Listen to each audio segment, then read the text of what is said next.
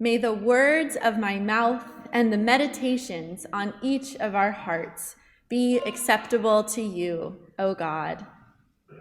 Many of you will recognize that this is ordinarily how sermons begin here in this community. The preacher's final prayer before jumping headfirst into our sermon hones in on the words of our mouth. We begin by praying over a sacred time of speaking, of listening, and of reflection. May the words of my mouth be acceptable to you, O God. Now, and don't get me wrong, I have loved the emphasis on doing and action from these past few weeks as we've been looking at the letter of James. Not being familiar with the book of James before this series, it's been a compelling journey of getting really honest with myself about where my theological rubber is actually meeting the road.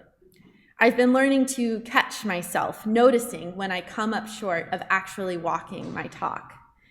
So the action, the actual doing of the room cleaning, if you will, thank you to Reverend Tom for that helpful metaphor on day one of this series, is absolutely necessary. For the letter of James, it's sort of the whole point of all of this. But what does the fact that we begin our sermons with this blessing over our words say about the power that we implicitly recognize and acknowledge that our words hold? So today, I want to just place an additional perspective on the table and see how it fits into the conversation we're having around action. I want to suggest that our voice, our speech, and our language are, or at least absolutely should be, a tool in our action repertoire. Saying, I'm going to clean my room now, won't actually clean the room, but maybe stating that intention out loud to someone might help you to hop to it eventually. Encouraging yourself along with some upbeat singing as you go might help you to get through the task, and commiserating about it with someone afterwards might help you to motivate to get it done in the first place. And this section of James addresses these small verbal mechanisms that help us stay the course of right action as Christians and within Christian communities. In fact, James frames many of his directions for how to maintain spiritual equilibrium in community and how to rightly care for each other by prescribing and describing some very specific speech acts and expressions. We're going to work through each of those in turn, but first, I want to take a moment to acknowledge the time that we are in, here the morning of May 5th, 2024, and frame how today's lesson will fit into today's context. As the saying goes, we are living through unprecedented times. And how the other saying goes, which some of you may have heard jokingly shared online, is that some of us are ready to return to precedented times. It feels to me that in the past few years, it's been just one lurch after the next, reshuffling our reality constantly and forcing us to rethink the state of our political systems, our treatment of the environment, of others with different or less economic privilege, and even our global collective physical and mental health. With all this turmoil, we now actually know there is no going back to precedented times. Tumultuous as it's been, recent history, including the mass student movements calling for ceasefire and peace for the Palestinian people happening right now, has given us the gift of seeing all that's hurting in the world. We've been, if we choose to see it this way, given an opportunity to figure out how our Christian communities are called to get involved in this moment. So with that context in mind, recall what I have just said, that this section of James addresses specific verbal tools that help us to stay the course of right Christian action as Christians and within Christian communities. They help us through uncertain and challenging times, such as those we find ourselves living through today. And we know from talking with our neighbors and friends, to listening to voices on talk TV shows, to laughing with or feeling deeply uncomfortable at certain headlines, memes, even SNL skits and articles, that our words are not empty. Our words hold weight. It's easy to see the way they hurt people and shape realities, but maybe harder to remember the power for good that they hold. And maybe that's why we have sermons each week as a part of our worship.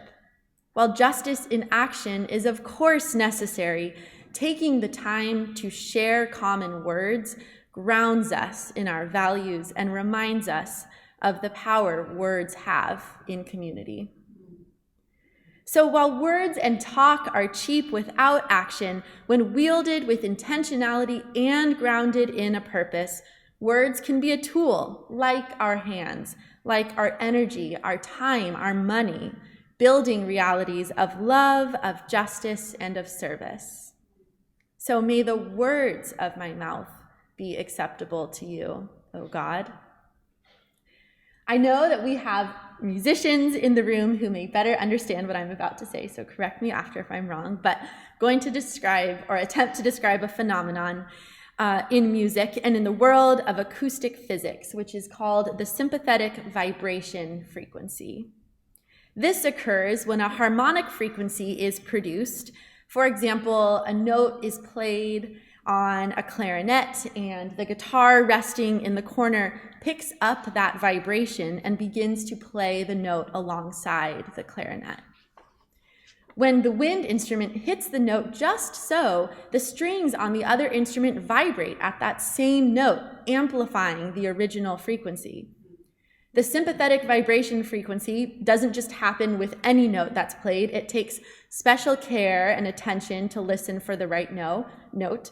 But once it's found, all passive objects or bodies also capable of making sound pick up on it and amplify the physical energy produced by the original instrument. This law of acoustic physics reminds us that when we create vibrations with our voices, we can materially impact the world around us. May the words of my mouth be acceptable to you, O God. But let's return to our text from James for today. What does all of this have to do with the passage that was just read? In my reading and research about this chapter to prepare for today, I came across a lot of commentaries which stated that this chapter is all about prayer. And while James certainly does seem to want to make a point about its efficacy, it just doesn't feel like the passage is supposed to only be about prayer. He's also trying to make a point that our words are a form of action in and of themselves, an important tool that Christians are called to learn how to use. What if, I'm suggesting, this chapter is a dictionary, providing various examples for how our words carry power through different contexts, prayer being just one example. This idea is highlighted by a collection of verbs James is using, which he says Christian communities should be doing for the individuals and the other communities that they serve.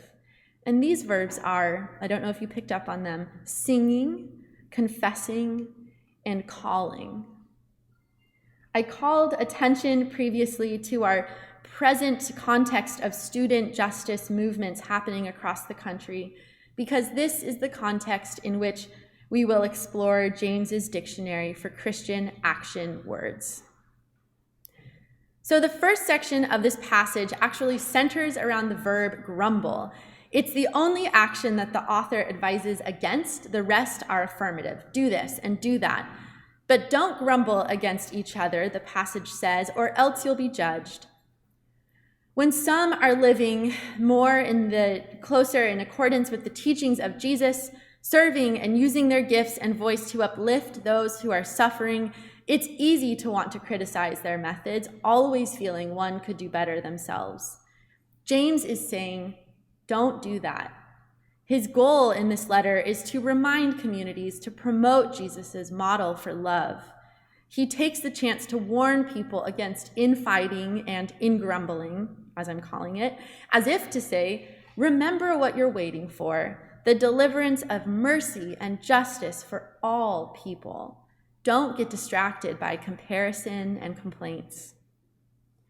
We don't get the sense that James is saying never to experience disagreement within Christian communities. He's just saying, look, guys, in my prior chapters, I have laid out plenty for you to do in the world, serving the poor, uplifting the marginalized, and supporting the weak. You don't have time to let grumbles amongst yourselves get in the way of this important work. So please don't waste your precious breath. In fact, it would be better if you use your breath too. And then he launches into the list of ways he suggests we make use of our voices. Is anyone happy? Let them sing songs of praise. The first of James's idea for how to draw together in community is to sing together. And to illustrate the power of this use of our voice, I want to take you into Harvard Yard this past week. It's dotted with tents and signs and flower pots. Students are scattered, sitting in camping chairs, on blankets. Many are working on finals on their computers, reading or chatting in small groups. The power of the students gathered at this encampment, as with the dozens of other such universities across the country, lies in their voice. With a commitment to nonviolence, students make their intentions for peace and justice known through chanting and interfaith prayers, educational workshops led over loudspeaker, reading off of the names of the deceased and all those who we mourn, and through song. In a narrow context, physically and strategically, students demonstrate the resonance of speech, voice, and language as a tool for demanding and building justice. You too may have participated in marches or protests or choirs or gatherings in which your voice was raised as one in many. You too may be familiar with the way humanity's sympathetic vibrations create a frequency in such context that you feel lifted, powerful, and maybe for a moment hopeful. My favorite moments at the encampment have come from events where songs were taught and shared to large circles of students. Where words fail and energy wanes, the music picks us up. Songs tie us together across different degrees and ages and faith traditions, creating invisible but powerful waves of solidarity and justice. Is anyone happy? Let them sing songs of praise, James says. But if James doesn't mind my adding to that, is anyone sad? Let them sing. Is anyone grateful? Let them sing. Is anyone angry? Let them sing. The second of James's idea for drawing together in community is to pray together. This may be a more predictable suggestion for Christian communities. Nevertheless, he is careful to say that prayers that are answered are offered by the righteous and the faithful. He's saying that though all our words resonate in the world, prayer is an especially intentional form of language. Father Richard Rohr, Franciscan priest and author and theologian, says that the power of prayer is that it is, quote, not you praying, it's the Spirit praying in you, end quote. So in other words, it's effective because we are given the profoundly holy privilege of being the vocal cords and the breath through which God has language and expression on earth. We can bring our voice and our breath, Holy Spirit praying through us wherever we go.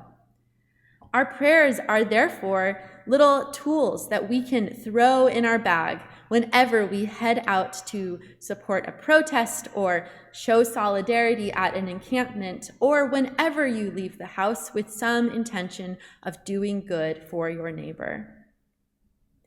During an interfaith evening service at Harvard's encampment last week, powerful prayers were lifted up by many community members, prayers for peace. Read in different languages, these prayers for peace and a cessation of killing and destruction were shared, and though I didn't understand many, as many were shared in Arabic and in Hebrew, each prayer held within it a seedling of a new world, one built on love and on justice. Modeled by these activists so beautifully, James encourages us also to share our prayers for justice with each other, even when we risk being misunderstood. Therefore, confess your sins to each other. James moves along to a third suggested use of voice, confession. And what a great theological tool we Christians have inherited to deal with injustice, small and large. Confession is a model for admitting our complicity and imperfections. Using our voices, we can share with one another where our actions have fallen short of God's vision and the teachings of Jesus, and we can express lament. Confession allows us to speak out to our communities and practice receiving loving feedback, correction, and encouragement. I have witnessed this in action at my university's encampment this past week, or couple of weeks now. Christian communities and Christian students bear witness to the horrific loss of life and respond with our faith's theological tools. We are called to stay close to the teachings of Jesus about love of neighbor, to pray and to confess our individual and systemic complicity in all violence. I have seen Christian participation as a form of confession at encampments here and across the country, clergy and students showing up to say, I come representing my faith. I regret the times I have not shown love for my neighbors. Unless I actively speak out against violence and suffering of all my neighbors, even if they live across the world, my faith as Jesus taught is not complete. So James calls us to confess to each other. Now, the idea of confession might sound scary or like it's about making us feel ashamed given consequences or punishment. But really what I want to propose James means here is that confession is about humility, recognizing when and where our faith is incomplete, and taking each opportunity to grow in our faith. We can start to do this by talking to each other and asking questions and learning more from each other, getting involved however we can, and taking small steps towards living more like Jesus would, were he alive through a moment such as this one. The fourth and the last verb that James addresses is the verb to call. He writes that when someone is sick in the community, we should call on our elders to come and anoint them. Maybe he's saying, get everyone involved in the healing of your community and in the world. It's going to take the whole village. Words can act like ropes pulling our communities and our relationships closer. So are we actively tossing ropes to everyone in the work of building justice, pulling them in and saying, here, this is what you can do? My final example from the encampments is about this question of feeling called and getting involved. Some of the most inspiring images I have seen from these past few weeks are of university faculty and staff as they link arms or gather around groups of their students. Sometimes it's so their students can pray, other times it's just to provide some safety and respite from crowds or media disruptions. These individuals remind us that educators, teachers, administrators, and all those who teach young people how to find and use their voice know and understand the power the voices they are raising actually hold. These individuals recognize the gifts of voice and language and speech to move social tides towards justice. So students are now calling on the elders of the world, elders by age, by power, or by status, to come and to anoint their demands for peace and to bless their calls for justice. Don't grumble, but sing and pray and call. This is James's message in his letter, in his time, but it remains instructive for us today as we try and figure out what to do with our voices through these endless cycles of change and tragedy and turmoil. So the invitation I leave you with is to think about how your words and your voice will be used today in building justice in the world. I have used the student encampments in support of peace in Palestine as my example because that's what's present in my world and context as a current university student. But what does your context and your circumstance call you into? I've borrowed James's language of singing, of prayer, and of calling out to people as my framework here, and I leave you with the commission to experiment with these 3 verbs in your own life. Try pairing them up with material social action and see what aligning our beliefs, our words, and our actions feels like. I haven't totally yet figured it out myself, but I think today is as good a place as any to start to try. So may we always remember to use our words to bring healing to each other and to the world, drawing us nearer and more honestly to a faith that is fully practical, fully embodied, and fully lived out in every moment, action, and every word.